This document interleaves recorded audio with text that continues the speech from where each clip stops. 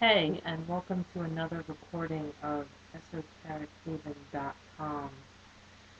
This is about tarot cards, and this is about the fifth recording I've done, so bear with me. If I seem a little agitated, it's only because I've had to record this about 5 times now and trying to get YouTube to upload a 15-minute video has been a little bit of a pain in the butt. But anyways, I'm going to try and make this into a 10-minute video, hopefully, and try and make it real quick. So, basically, picking your own tarot deck is like picking a pair of pants, whatever fits you best. Some decks will speak to you, some decks will not. For instance, uh, my buddy Josh has a deck called the Tarot de los Muertos, the Deck of the Dead. I do not relate to this deck. Wish I did. It's an awesome deck, but he does. He gets awesome readings from it. Doesn't mean that I need to. Doesn't mean that he has to. He does. I don't. That's just the way it is. It's a really cool deck. Here's the back. It is different than the Rider-Waite in that it deals with pistols, pens, and wheels, and coffins, cups. This is the Hermit. Here's some coffins. Pretty cool. So it's just a pretty cool deck. That's just one deck of many. To show you the Ye Old Rider-Waite tape, Seven of Swords, Ten of Swords, Strength,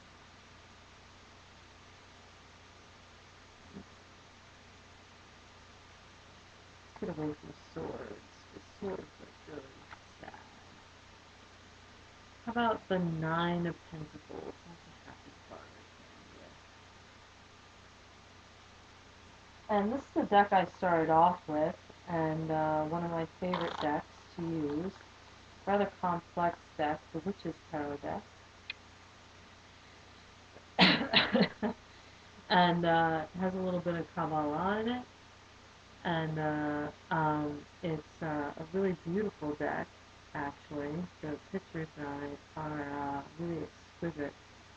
This one, unlike the Rider-Waite, has Prince and Princess instead of Page and Knights.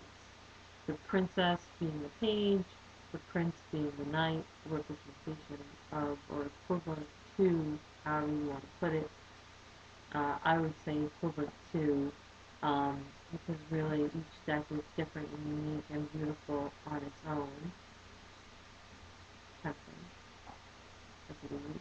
Yep. Okay. Eight of Cups.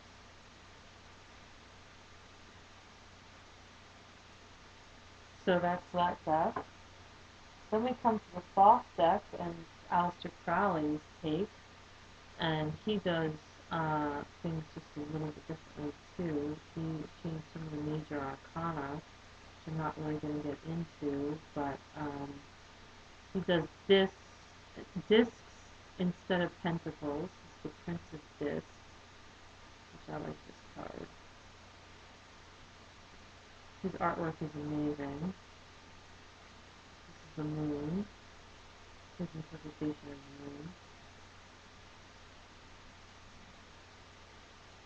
Actually, I think this is artist Buddha, I think it was, who did the artwork. Not Carlo, but it was Frida something, I don't remember anymore. Eight of Pentacles, or discs, excuse me. Usually in the Rider-Waite deck, it's a guy working, in his deck, it's this tree. So each deck has their own interpretation of what each card symbolizes. Even this one has a change in the major arcana. This is a Druid's deck with a little Arthurian theme here, sort of, with the Ace of Swords coming out of the lake. Um, Queen of Swords. I love this deck. This is one of my favorites.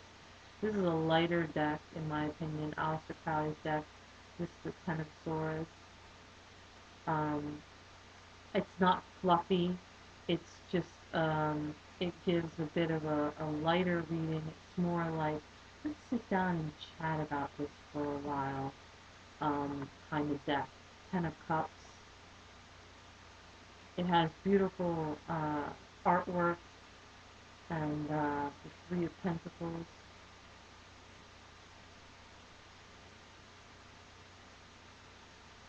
And just a great deck overall. I love that deck. And then we have the Medicine Wheel, the White Eagle Medicine Wheel deck, which is another great deck. And this one has beautiful beadwork in these circles here on the animal cards. You can't really see it, but it's all beautiful beadwork, or at least pictures of beadwork, anyways. And you get the picture. And it's really quite beautiful. So here you go.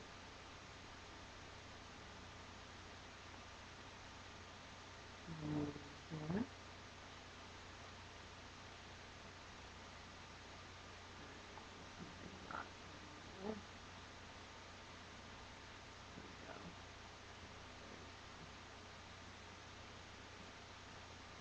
Sweetgrass going on.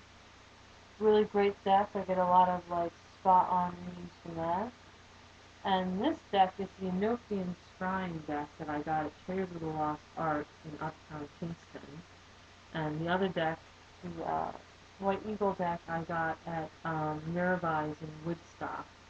And Traders is a little place in Uptown Kingston that is a really cool place. It has a great selection of decks. I mean, a great selection of decks. And I picked up this one. Anyways, and Miravi's has a great selection of books, by the way. Anything esoteric, they have it. Everything from Buddhism to Gnosticism. And Traders has a really great selection of books, too. They always have everything on sale, 50% off, 75% off, whatever, you name it, they have it. So anyways, so on this side of the card, you're supposed to take the symbol for air, which is the purple and the yellow, and the symbol for water, which is the triangle shooting down with the blue, and you're supposed to meditate on the word, which is fighting through, and you're supposed to springboard with your intuition, depending on the placement it has in the reading, as to what it's supposed to mean. And this is what it looks like on the other side. You can use either side of these cards. Oops. And it says concentration on this side, but it means the same thing on either way. This is supposed to be something like that. And it's really complicated. It's got the I Ching on one side, on the other side. It's got the astrological symbols. It's got the earth, air, water, earth, air, water, fire signs on it. Not all of them, obviously, but you get the picture. It's a really complicated deck. I don't know anything about Enochian magic right now. I am currently trying to study it, but I'm also trying to study about 6 different other things at the moment. So give me a break. I'm always studying something. That looks like about it for the tarot deck, so I'm just going to talk really briefly about tarot. You want to ask the right questions. You want to make sure that you ask an open-ended question and not a yes or no question. You want to leave it on the I. Always keep it on the I. Never gossip. Never ask about what is Sherry's life like, or what is Robert's life like, or stuff like that. That will get your power taken away from you. Your sight, your vision, your third eye. Your sight will and can be taken away from you. Argue with me all you want to, but I know people who have had their sight taken away from them. So be careful what you ask. Um, Keep it to questions like, what will my life be like for the next 3 months? What will my life be like for the next 6 months? I wouldn't go past 6 months.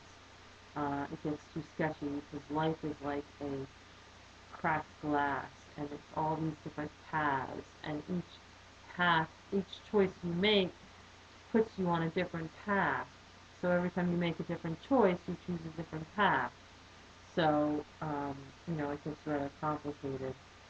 So happy divining, and go to esoterichaven.com, sign up, and debate with us.